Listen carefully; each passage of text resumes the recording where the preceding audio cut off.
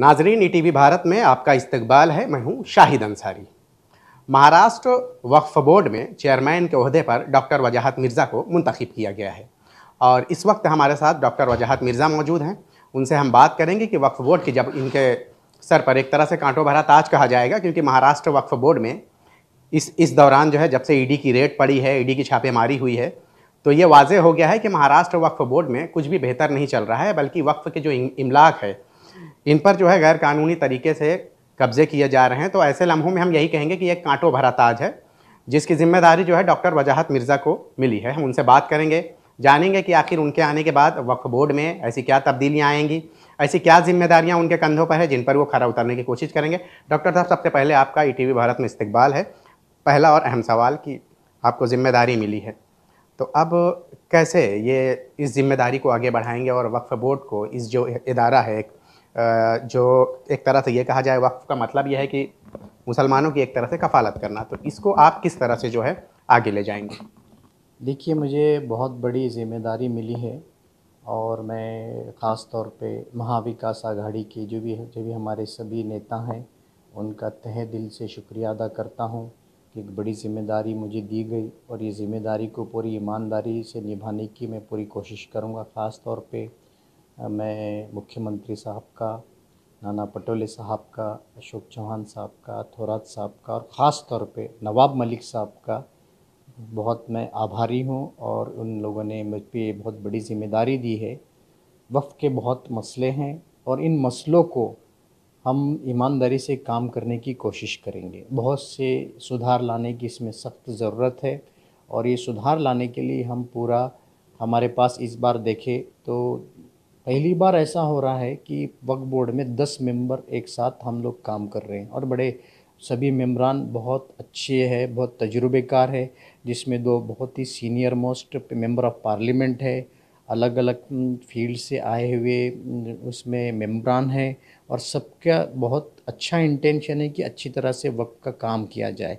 हमारे पास में दुश्वारियाँ भी बहुत है, लेकिन जिस तरह से पिछले 6 महीने में हम काम करने की कोशिश कर रहे हैं, हमारा सबसे पहला टारगेट ये है कि जिस तरह से वक्फ का रेवेन्यू कैसा बढ़ाया जाए, वक्फ के सोर्सेस को किस तरह से हम बढ़ा सके, इसके ऊपर हम सब की बहुत नज़र है।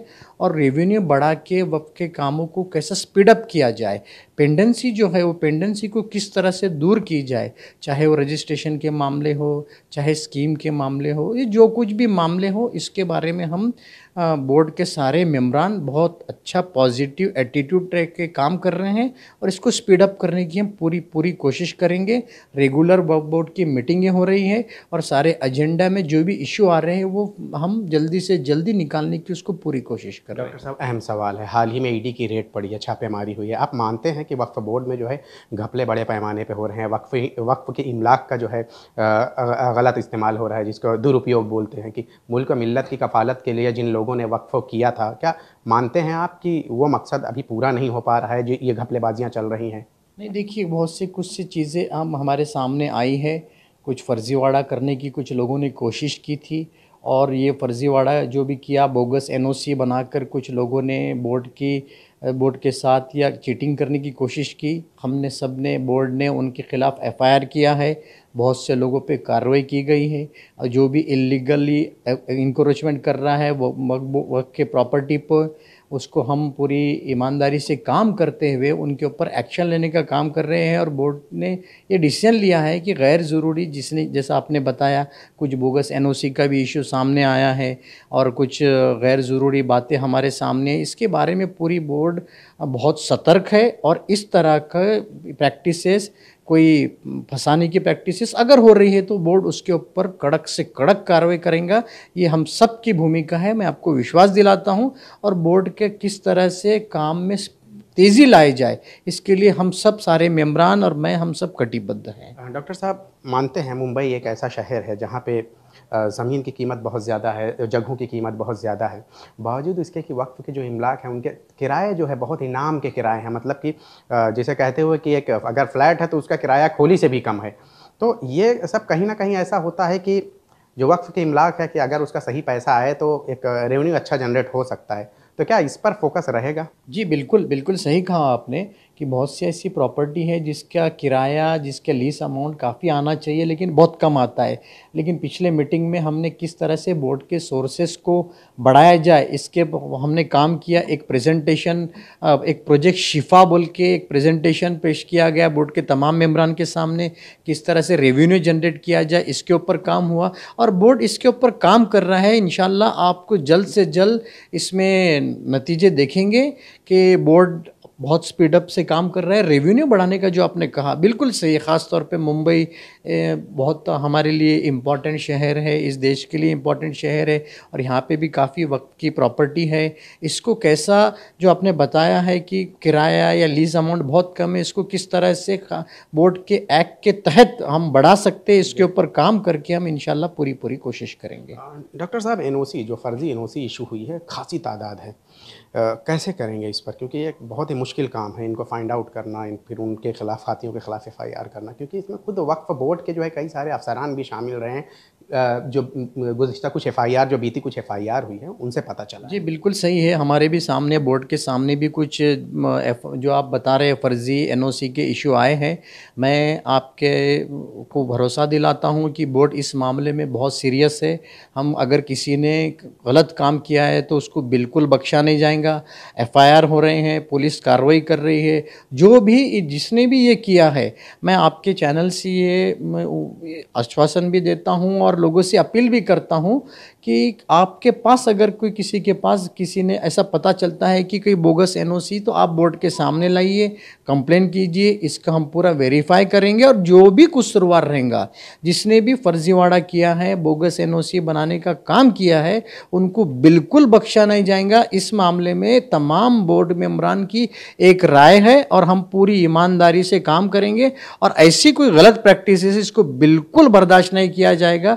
जो भी इसके लिए जिम्मेदार है, कोई अधिकारी है, ऑफिसर है, उसके ऊपर कार्रवाई की जाएंगी और उसको कानून के दायरे में जो भी हमारा प्रोविजन है उसके हिसाब से हम उसको कड़ी से कड़ी सज़ा दिलाने की हम ईमानदारी से कोशिश करेंगे। डॉक्टर साहब, एक छोटे से काम के लिए वक्फ बोर्ड में अगर जाना पड़ता है तो बहुत धक्के खाने पड़ते हैं, तो इसको लेकर क्या रास्ता निकाला जाए कि अगर मुंबई का एक आदमी है, अगर उसका काम क्या मुंबई ज़रूरी है कि औरंगाबाद ही जाए और औरंगाबाद जाने के बाद धक्के खाए, तो उसके लिए क्या रास्ता निकालेंगे? नहीं, बिल्कुल सही कहा आपने। बहुत से लोग जैसा नागपुर के हो गए या दूर दराज के लोग हो गए, उनको औरंगाबाद आना या मुंबई आना बड़ा डिफ़िकल्ट हो जाता है। अतराफ से जो भी दूर दूर से, महाराष्ट्र बहुत बड़ा राज्य है, तो हम लोग ऐसी कोशिश कर रहे हैं कि सारा डिजिटलाइजेशन किया जाए।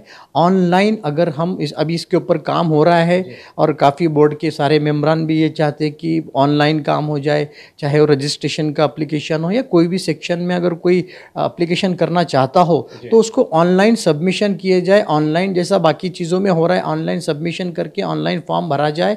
डिजिटलाइजेशन करने की हम पूरी कोशिश कर रहे हैं और इंशाल्लाह जल्द से जल्द ये हमारे प्रायोरिटी पे, एजेंडे पे है, टॉप प्रायोरिटी एजेंडे पर है कि जल्द से जल्द हम ऑनलाइन किया जाए और डिजिटलाइजेशन करके जो आने जाने की जो तकलीफ़ है, इतने दूर का सफ़र करके फिर उसके बाद में लोगों को जो तकलीफ़ होती है, गैर ज़रूरी जो खर्चा होता है, ये बचाने की हम पूरी कोशिश करेंगे और ऑनलाइन या डिजिटलाइजेशन करने के लिए हम बहुत तेज़ी से आगे बढ़ रहे हैं। इंशाल्लाह जल्द इसके बारे में आपको नतीजे देखेंगे। डॉक्टर साहब, आखिरी सवाल है मेरा।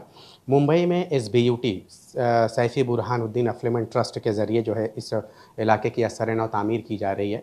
कदम अच्छा है, फ़ैसला अच्छा है, लेकिन यहाँ बहुत सारी वक्फ़ की मिल्कियत है जिनको गैर कानूनी तरीके से जो है, ऐसा लोगों का इल्ज़ाम है, वहाँ पे मस्जिद भी है, कुछ दरगाहें भी हैं और वक्फ़ की प्रॉपर्टीज़ है, जिनको जो है गैर कानूनी तरीके से जो है हथिया लिया गया है या काबिज़ हो गए हैं उन पे। तो इसको लेकर आपकी तरफ से क्या, अभी आप जब इस ओहदे पे मुंतखब हैं, तो क्या इसको लेकर कोई जांच या कि आखिर इस तरह से कैसे हो सकता है मुंबई में? क्या इस बारे में कोई चीज़, या इस पर आपका क्या कहना है? नहीं, आपने जैसा कहा, अगर से कोई भी चीज़, चाहे वो लीज़ के माध्यम से हो या गैर ज़रूरी अगर की गई है, कानून के दायरे के बाहर की गई है, किसी ने बोर्ड को या बाकी लोगों की दिशा भूल करने का अगर प्रयत्न किया है, तो हम उसकी चौकसी करेंगे और जो भी अगर से बोर्ड के प्रोविज़न के एक्ट के ख़िलाफ़ काम किया गया है, हम उसके बारे में कड़क से कड़क कार्रवाई करेंगे। इसमें बारे में सारे बोर्ड मेंबरान की एक राय है, हम किसी को गलत काम नहीं होने देंगे और किसी ने गलत किया है तो उसको कानून के दायरे में जो भी हम उसके ऊपर कार्रवाई कर सकते हैं वो ज़रूर करेंगे। मैं आपको भरोसा दिलाता हूँ। बहुत बहुत शुक्रिया हमसे बात करने के लिए डॉक्टर साहब।